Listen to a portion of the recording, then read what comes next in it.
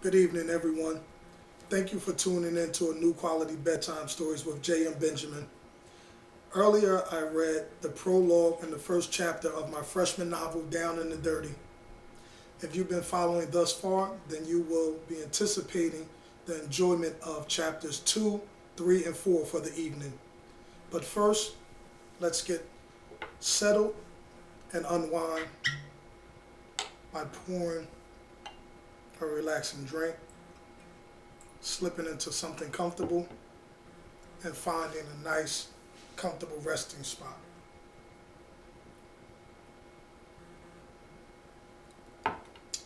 Ladies, get your glass of Moscato, your Ciroc, your Zinfandel, your apple martini, your Grey Goose, or whatever your preferred drink is.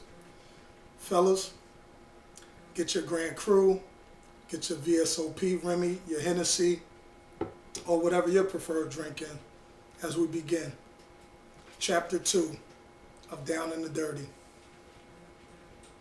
The Taj Mahal in Durham was the place to be on Sunday night, especially if you wanted to be where all the moneymakers and some of the South's best bred females were. As usual, the club was jam-packed. Men and women were wall to wall. Everybody who was somebody was in the house, from athletes and entertainers to hustlers and gangsters, not to mention the low-budget and high-maintenance chicks. The club could have been a duplicate for the infamous tunnel in Manhattan on Sunday nights. Everywhere you turned, there were people flossing Prada, Gucci, Fendi, Coogee, Iceberg, Christian Dior, Timberlands, Air Force Ones, Gators, and even Ostrich. Between all the platinum and ice that was being worn, the club was lit up like the Hollywood billboard. As the girls all slid towards the bar with the intentions of getting their drink on, Desiree took a quick scan of the crowded club. Her gaze was skipping from table to table. She pretty much had an idea who was who and what was what by now. She noticed people sitting at the first couple of tables. Dudes rocked iced out white gold chains. Fake platinum wannabes they were considered in her eyes. Others chipped in to cop a bottle or two of Cristal and Moet. They had beer money with champagne taste, she thought. The next few tables were the brothers who looked as though they had spent their entire stash on jewels and the 4 bottles that sat before them.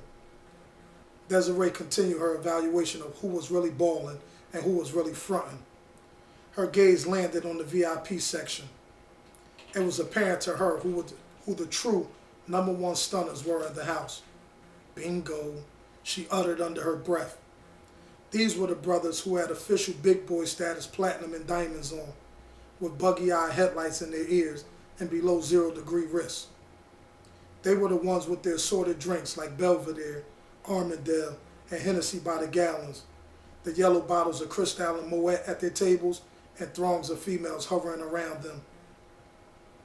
Any female with half of an eye could see those were the guys to cut into, and Desiree had 2 perfectly good ones. Although there were several groups lingering, Desiree saw no possible threats. She didn't think any of the women could stand next to her and her squad. She and her crew were indeed the hottest chicks in the spot that night, she thought. Sipping on the Absolute and cranberry juice Tasha had passed her, Desiree was caught up in figuring out the best approach to make their way over to the VIP section. Her train of thought was broken when she noticed one of the guys signaling for her. No, he ain't, she thought. She didn't care who he was, or who he thought he was, or how much money he probably had. Nobody signaled for her with his hand like some traffic cop. There was no way she was going to go over there so he'd think she was just some average chick clucking for the night. She signaled for him to come over to her. A grin came across his face. He stared at Desiree for a minute, leaned over to whisper something into one of his boys' ears, then got up. Des, you see that fine-ass nigga coming over here? Tasha said, trying to sound and look inconspicuous. Chill, Desiree mumbled. Work your shit, bitch, Keisha said with her back to them, not even bothering to turn around. Pam didn't utter a word. She was too busy ordering her third drink. Sup, ladies? the dude spoke after walking up on Desiree. At first sight, Desiree rated him fine as hell, but she tried not to get caught up into looks because she figured all money looked the same. However, she couldn't help but admire him because lately, the guys with the money have been looking like trolls and monkeys. This guy was light-skinned with deep brown eyes, dimples, nice teeth, a low-cut hair style, and he was short and stocky like he worked out. Probably been to jail before, she thought. What's up with you? She asked back. Nah, I was just over there trying to enjoy myself when I seen you. I figured I'd call you over so we can enjoy ourselves together, but you shot me down and made me walk over here. You sound like you mad you had to walk over here. Nah, not at all, ma. It was definitely worth the walk. Desiree had to smile, because just like the rest of them, this nigga thought he was smooth with his and slick with the tongue. Why didn't you come over there when I asked you, though? He asked. Cuz it looked to me like you had enough groupies over there occupying your space, and I'm far from a groupie, sweetheart. He laughed. Alright, I respect that. But if you would have came over, it would have been all about you. Because them shorties wasn't doing nothing but drinking up all me and my people's shit. I bet, Desiree said, giving him attitude. Forget that back there, though. I'm over here now, so what's good? What you trying to get into for the night? Desiree couldn't believe how cocky he was, pressing her like he knew he was going to get some after just 5 minutes of conversation. I ain't trying to get into nothing besides my bed after I leave here and get something to eat from the Waffle House, she told him, snapping her neck. Nah, I didn't mean it like that, shorty. I was just asking because I was trying to see you again, either later or another day. As a matter of fact, let's start over. My name's Stacks. What's yours? Desiree. Nice to meet you, Desiree. You too, she replied dryly. Who you with? I mean, I know you ain't with your man, because any nigga that'll leave something as hot as you by yourself is either crazy, careless, or both. Stacks made Desiree smile again, but not to the point that she let down her guard. You're right. I ain't here with my man, and I don't have a man either, which you should have just come out and asked rather than beating around the bush. I'm here with my girls. This is my girl Taj and her sister Pam, and that's my girl Keisha, she said, pointing to each of them. On cue, all of them hit him with their $1 million smiles. They had been through this type of scene thousands of times with one another. Nice to meet you, ladies, Stacks replied, observing the other 3 women. Those jokers over there, that's my brother, Styles, with the blue Yankee fitted, and my man Don, and he next to him. Like I said before, we were over there just sipping on something. The 4 of you are welcome to come through and join us if you want. Both Tasha and Pam looked like they were ready to take him up on his offer, but before they got the chance, Desiree spoke up. No thank you.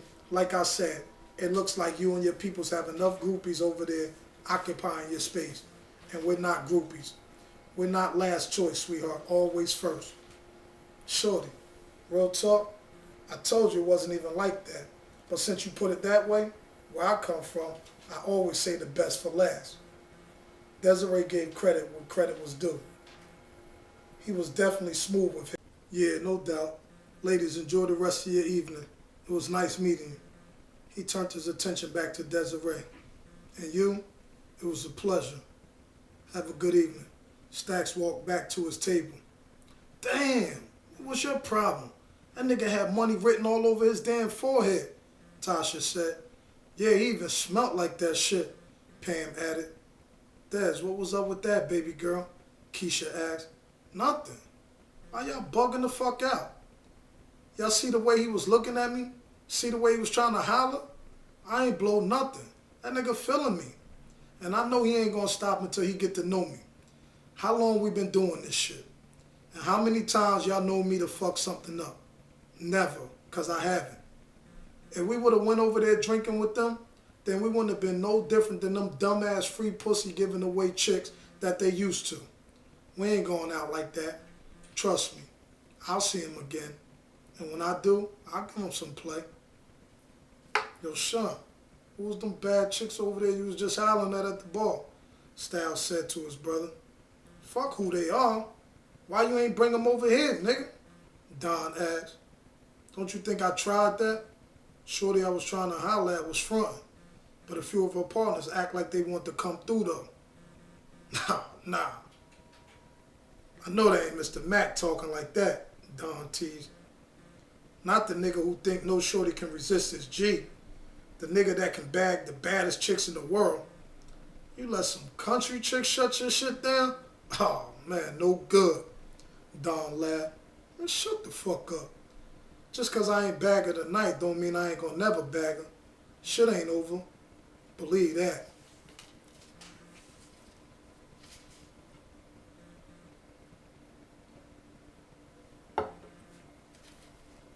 Chapter 3. Wake your ass up, Keisha shouted through the receiver. Hey girl, what's up? I'm woke. What you doing? Nothing, chilling. Smoking some of that shit Pam got from that dread. Yeah, that was some good smoke, Desiree agreed. This is the best shit we had down here in a minute. I told her to get that nigga some ass and find out as much as she could so we can knock him off for this. I hear that. But Keith, you know them Jamaican niggas crazy, right? And they keep a lot of guns with them. Yeah, you right. But like every other nigga that think they invincible, them niggas would never think a bunch of pretty chicks like us could get at them, she said as she took another pull of the blunt. Girl, you crazy, Desiree said, laughing. But you know I'm down with whatever. You know I roll with you all the way. You spoke to Tosh and them today? Yeah, I spoke to her trick ass. She in Charlotte with that nigga from Jersey with the 750 she met at Flavors last month when we were in Fayetteville. Sometimes I wonder how we stayed friends this long, because she ain't on it like we on it. I don't understand why her and Pam keep giving her pussy away for free. You know niggas ain't gonna buy the cow if they get the milk for free. I told her ass if by the end of the month she ain't producing nothing, then whether she with it or not, we gonna get that nigga with his fake cool ass. I know what you're saying, but maybe they do be broke. Or maybe they be getting broke off when they be messing with them dudes. If that's true, then why the hell Tosh was complaining to me last weekend about how she with another lick because her stash low? How's she gonna be fucking a nigga pushing a 750 Beamer, doing big things and her stash low? Come on, Des, you do the math. Yeah, that is crazy. But those are our girls, and whenever we need them, they always come through for us on some nice licks. Oh, that remind me. Remember that short, stocky, light-skinned dude you shot down last week at the club? What about him? Him and them two niggas he was with is the niggas we been hearing about over and done. Stop playing, girl. I ain't playing. I heard that night we were there, after we left, every chick in the club was trying to leave with them. I was getting my nails done and my toes at the shop, and I ran into Tamisha. You know how she like to run her mouth. All them chicks out there do. But anyway, I overheard her saying how all the chicks were sweating them because they all had Range Rovers, and how them two niggas, Styles and Don, he said their name was, snatched up Monique and Tangi from Raleigh. I wouldn't even knew who she was talking about if she wouldn't have said the name Stacks. She was saying how he and Don left with Monique and Tangi, but the guy Stacks left behind was left by himself. Then she went on running her dumbass mouth talking about why they be riding around there in them rentals when they got Rangers. How dumb can bitches be? Little as done is, everybody know if you come through and some shit like that, your ass going to jail. One chick said that the nigga Stacks had hooked up with Rachel, but when he heard his name in the streets from messing with her, he cut her off. Other than that, they don't know any other chicks he ever messed with. They said Styles and Don ran through the whole town though, and that the most they break a chick off with is Waffle House money. I heard they got a bunch of young ass niggas pumping for them over on Elm and Vance and in Grove Park, and they sell weight to a lot of the other niggas that hustle. From what I hear though, that nigga Stacks is the mastermind behind their whole little team. Them niggas sound like some Vicks to me. What you think, girl? It sounds like they some cheap ass niggas to me. At least two of them anyway. And as far as Stacks, He don't sound like much either. For all we know, them Range Rovers could be rentals too or tagged up. You know how them niggas be stunting because they out of state. But if you think there's something to look into, you know I'm down for whatever. Yeah, I think it's something there. Why else would that nigga name be Stacks? I know they don't call him that for nothing. He must be known for sitting on stacks, stacking his dough, something. You shot the fuck out. That weed got you bugging. Nah, this weed got me right. Matter of fact, let me give Pam a call and see what she found out about that Jamaican. All right, girl, I'll talk to you later. Okay, page me when you step out. And think about how you gonna get close to that nigga Stacks, too. Chapter 4.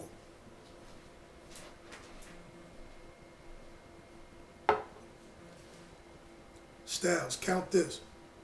Don, count this one. Stacks threw them each a stack of dough. Don't forget to separate all of that either. You know how I hate having all those singles and fives up in there. That shit be too bulky when I'm going up top to cop. Plus that nigga Nike don't be wanting to wait to be counting all them singles and shit before I leave. So I ain't taking no small bills, no more. I don't even want any tens up in there if you can help it. We'll keep all that shit and split it between the three of us. Styles, where that paper at? I told you to get from them niggas over on Elm and Vance. I got it. It's in the back already, rubber band up, Styles answered. How much was it? Altogether, it was like 18 G's or some change.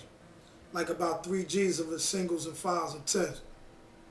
Just give me the 15 then. Don, you picked that dough up from them niggas over on the other side yet? Stacks inquired. Yeah. I went through to scoop what they had.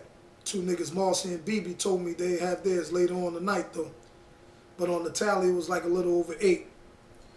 I got it separated though. I just counted it on some quick shit, Don replied. Where's it at? Just get it here, I'll do it. Yo, Stacks, Styles called. What up? Why don't you let me take the trip up top? I'm homesick like a mug, man. This South shit be fucking with me, son. It's been a minute since I've been down here. And shit getting bored, kid. Styles complained. Like, what the fuck you talking about shit getting bored? This ain't no vacation. We trying to get this paper, not have fun. You can go back up top anytime you want, but when you do, don't try to come fuck back down. I can't tell your ass, boy, all these country chicks you and Don fucking. You niggas think more about pussy than you do paper. But if you wasn't getting paper, you wouldn't be getting all that pussy. Feel me? Yo, why you coming at us like that, son? Don stepped in the conversation. Like we your shorties or something. We supposed to be a team, but here it is. You trying to chastise us like we your sons, dawg. What's good?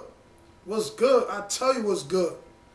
You niggas down here getting all comfortable and shit with these chicks, fucking crazy and all of that, like it's going out of style instead of staying on top of things. Since when we ever let a nigga dictate when they gonna pay us? And you let that slide? You know what I think? I think you probably fucking one of them niggas' sisters or something. And on the strength of that, you roll with that bullshit. Niggas probably fucking up our work as we speak. And now we might have to make examples out of these niggas and blow this spot. All because you thinking with your little head. Bro, it ain't even like that, Styles said.